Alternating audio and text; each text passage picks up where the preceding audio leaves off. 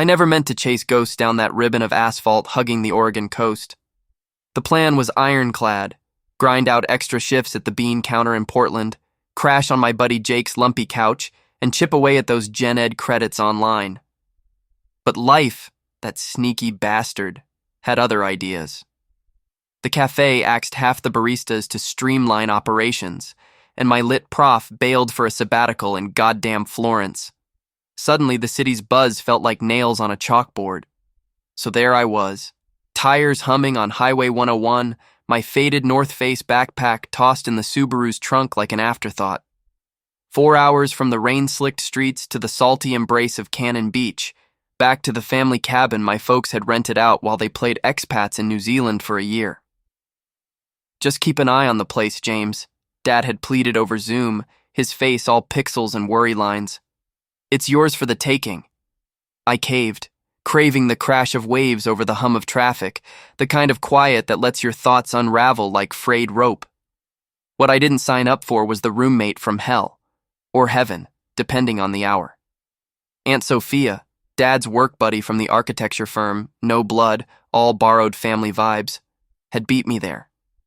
Her swanky Portland condo was getting a facelift after a leaky pipe turned her master bath into a kiddie pool, so she'd crashed at our spot for a quick 2 weeks.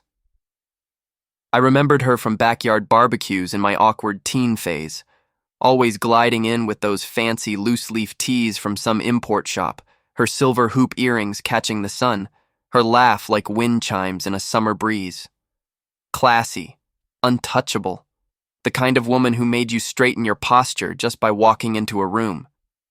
But when I crunched gravel into the drive that golden September afternoon, the Sophia who flung open the screen door wasn't the polished pro I recalled.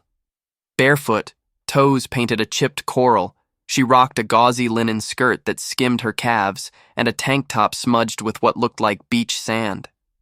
Her dark curls were yanked into a messy knot, a few tendrils escaping like they had secrets to whisper. The light hit her just right, turning her skin to warm honey, and damn if my pulse didn't skip like a scratched vinyl. "James, look at you, all grown and road-weary." Her voice was that same husky drawl, laced with a grin that tugged at something deep in my gut. She thrust a mason jar of lemonade into my hand, tart, fizzy, with a mint leaf floating like a dare. "Drive safe?" Like a grandma in a blizzard, I shot back, forcing a chuckle to mask the way her eyes, deep brown, flecked with gold, locked on mine a beat too long. Up close, she smelled like sunscreen and sea spray, not the Chanel No. 5 from Family Holidays. "Didn't know I'd be crashing your solo vacay." She waved it off, stepping aside so I could haul my duffel inside. "Nah, this old shack's big enough for 2 strays. Your folks twisted my arm, said you'd be the perfect cabin sitter. Mi casa es su casa, kiddo." The place hadn't changed a lick. That cedar-scented hug of a cabin, perched on a bluff overlooking the Pacific, where the air tasted like salt and pine sap. The living room was a time capsule. Dad's ancient tube radio crooning faint jazz from some Seattle station, sheer curtains billowing like ghosts in the breeze off Haystack Rock. Sunlight slanted through the windows, painting golden pools on the worn oak floors. Sophia had claimed the downstairs guest suite with its clawfoot tub and ocean view slider, fair trade since she was the interloper. She waved me up the creaky stairs to the loft, my old haunt, where the queen bed sported fresh flannel sheets that crackled under my fingers, and a eucalyptus diffuser whispered cool promises from the nightstand. We fell into rhythm that first afternoon like we'd rehearsed it.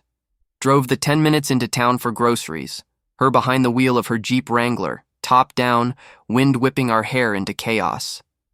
At the co-op, she tossed heirloom tomatoes into the cart with a flourish, while I grabbed brews and ground beef for burgers. Back home, we grilled wild salmon on the deck, pink flesh sizzling over mesquite coals, paired with a crisp slaw she doctored with lime and cilantro. We ate cross-legged on the Adirondack chairs, forks clinking, the sun dipping low enough to gild the waves crashing below. Conversation flowed easy, her griping about finicky clients at the firm, me venting about Portland's soul-sucking rent hikes. But under it all hummed something electric, the way she'd dab a smear of mayo from my chin with her thumb, lingering just a second. How she'd hum along to an old Norah Jones track while Julianing cukes, her hips swaying like she was dancing with the knife. And when she passed me a cold IPA, her fingers brushed mine. Accidental. Bullshit. My skin buzzed like I'd mainlined caffeine. That night, I claimed the porch swing, that sagging relic of weathered teak slung between two Doug firs. The horizon bled crimson and tangerine, the kind of sunset that makes you wonder if the world's ending pretty. The swing creaked under me, ropes groaning like old bones, and I nursed my beer, staring at the foam cresting like distant waves. Cannon Beach stretched out lazy, surfers dotting the lineup like seals, bonfire smoke curling from beachgoers down by the tide pools. But my head was elsewhere, tangled in the what the hell of it all. Sophia. Not Aunt Sophia anymore, not really. She was 38 to my 24, worlds apart in every ledger, experience, poise, that effortless grace. Yet here I was, heart thumping like a bass drop at a dive bar show, replaying the brush of her hand, the curve of her smile when she'd caught me staring at her profile against the sunset. The world had paused, all right, and in that hush, something inside me cracked open, raw and hungry. Sleep dodged me like a tagged-out base runner. The loft's skylight framed a scatter of stars, but my brain looped her image on repeat. The sway of her skirt as she padded downstairs, the soft pad of her feet on the stairs, pausing at my landing like she was debating a knock. By the third night, a storm rolled in off the Pacific, gale-force winds rattling the shutters, rain lashing the roof like buckshot. Power flickered, then died with a pop, plunging the cabin into velvet black. I fumbled for the lantern in the hall closet, its buttery glow spilling across the kitchen where Sophia waited, cross-legged on the hooked rug, a jigsaw puzzle of some misty lighthouse spread before her. "Storm chaser's delight," she said, patting the floor beside her. Her voice was steady, but her eyes danced in the low light, tea steaming in a chipped mug, her oversized sweater slipping off one shoulder to reveal the freckled slope of her collarbone. We hunkered down, pieces clicking into place amid gusts that howled like banshees. Laughter bubbled up easy, me botching the sky section, her ribbing me about my artistic license with the clouds. Our knuckles grazed over a stubborn edge piece, and neither pulled away. The air thickened, charged like the ozone before lightning. When the juice hummed back on, flooding the room with harsh fluorescence, we didn't budge. She set her mug down, traced the rim of mine with a fingertip. "James, you've filled out these last few years. Not just the shoulders, it's the eyes. Like you've seen some miles." Her words hung there, innocent as sea glass, but loaded like a .45. I swallowed hard, pulse roaring in my ears. Yeah, blame the city grind, or maybe it's the company. The corner of her mouth quirked, and for a split second, the storm outside seemed tame. Days blurred into that intimate haze, the cabin shrinking around us like a cocoon. Mornings, coffee black as midnight on the deck, her bare feet tucked under her as we split the Sunday New York Times, me on comics, her devouring the arts pullout. Afternoons, chores in tandem, me splitting kindling while she sanded the porch railing, sawdust catching in her curls like fairy dust. Evenings, bonfires on the beach, s'mores dripping gooey into the flames, her stories of globe-trotting gigs in Seattle and San Fran weaving spells around the crackle of driftwood. Every glance, every graze, her hip bumping mine at the sink, my hand steadying her on the slick deck stairs, felt like a thread pulling taut. Once, post-dinner, as we cleared plates of her killer clam chowder, she paused, fork midway to her mouth.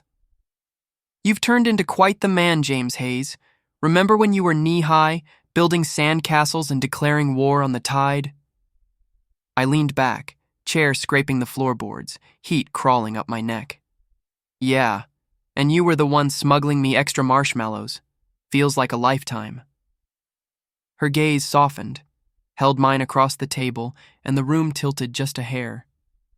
That simmer boiled over on a Thursday, the kind of subdued day where the fog clung low and chores ate the hours, gutting gutters, folding laundry that smelled like tide pools and her lavender soap. I showered late, steam fogging the loft's tiny bath, emerging in nothing but a threadbare robe cinched loose at my waist, towel ruffling my damp hair. The door to the bedroom yawned open, and there she was, Sophia, sprawled on my unmade bed like she owned it, propping on one elbow in a whisper-thin white tunic that clung to her curves like morning mist. Her hair was a wild halo, dark waves spilling over the quilt, and her eyes, Jesus, those eyes, smoldered with intent, lips parted in a half-smile that said she'd been waiting. "What kept you so long?" she teased, voice low and throaty, like aged bourbon. The robe suddenly felt too tight, too exposed. I froze in the doorway, heart slamming against my ribs like a trapped bird. "Thought you were downstairs, crashing in the suite." Her laugh was soft, a ripple across still water. "I started there, but not anymore." She shifted, the tunic hiking up her thigh just enough to scatter my thoughts like leaves in the wind. Her gaze pinned me, bold and expectant. No games, no aunt-niece bullshit. Just us, raw and real. I edged to the bed's corner, perching on the quilt's edge, close enough to feel the heat radiating off her skin like sun-warmed sand, far enough to pretend I had an out. "Soph, what's this? What's happening here?" My voice cracked, whisper rough, the words tasting like confession. She reached out, featherlight, her fingers ghosting my forearm, tracing the vein that jumped under her touch. Goosebumps raced up my arm, electric. "That's for you to name, James. We've got history, sure. Labels that kept things tidy.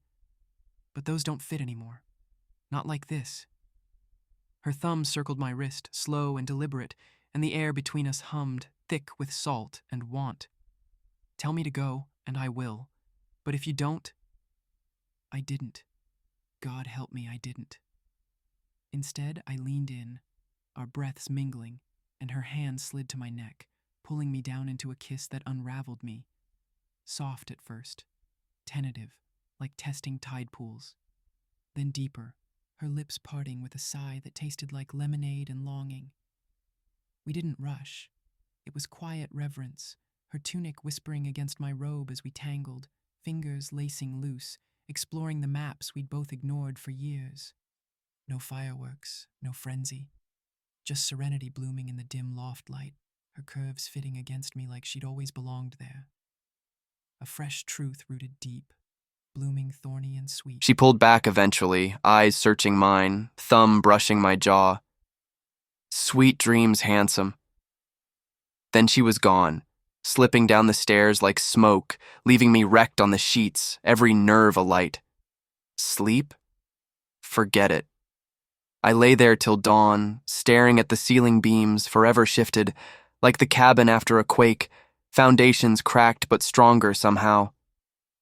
Morning found her in the galley, barefoot as ever, pouring steaming chamomile into my favorite mug, the one with the chipped eagle from a long-ago Astoria fair. "Rest well?" she asked, that knowing smile curling her lips, our secret etched in the steam.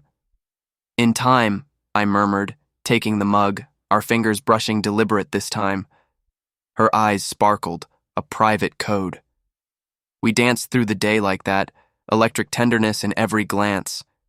Scrubbed the deck till it gleamed, assembled turkey wraps with avocado and sprouts for a picnic down by Ecola State Park, where the trails wound through fern-choked woods to cliffs dropping sharp into the sea.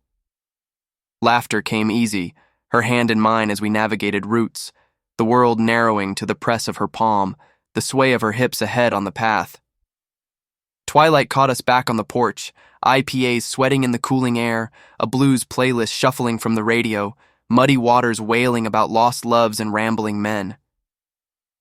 "You're different out here," she said, toes curling against my thigh where she lounged beside me, head on my shoulder. "Matured, like you've shed some skin." I set my bottle down, arms slipping around her waist, pulling her closer. The admission burned up my throat, but it spilled anyway. "You do that to me, Soph. Stir up stuff I didn't know was there. Makes me wonder if it's right." Messed up, even. She tilted her head, curls tickling my chin, her gaze steady as the lighthouse beam sweeping the bay. Right by whose rules? Your folks? Society's small-town script? James, life's too damn short for supposed to. This us feels real, authentic. Isn't that enough? The silence that followed wasn't empty. It invited, wrapped around us like the fog rolling in, soft and enveloping. We stayed like that till stars pricked the velvet sky, her heartbeat syncing with mine against the distant roar of surf. That night, I climbed the stairs to find the extra pillow fluffed at the headboard, a wordless summons, a vow etched in down feathers. She was there minutes later, tunic shed for a tank and shorts, slipping under the quilt with a contented hum. No words needed, her body curved to mine, legs tangling, breaths evening out in the dark. As sleep finally claimed me, her whisper ghosted my ear. This is just the beginning, James. Our story. And damn if it didn't feel like the truest thing I'd ever heard. The coast had called me back, all right. Not for solitude, but for this. A romance forged in salt and storm, rewriting every map I'd ever known.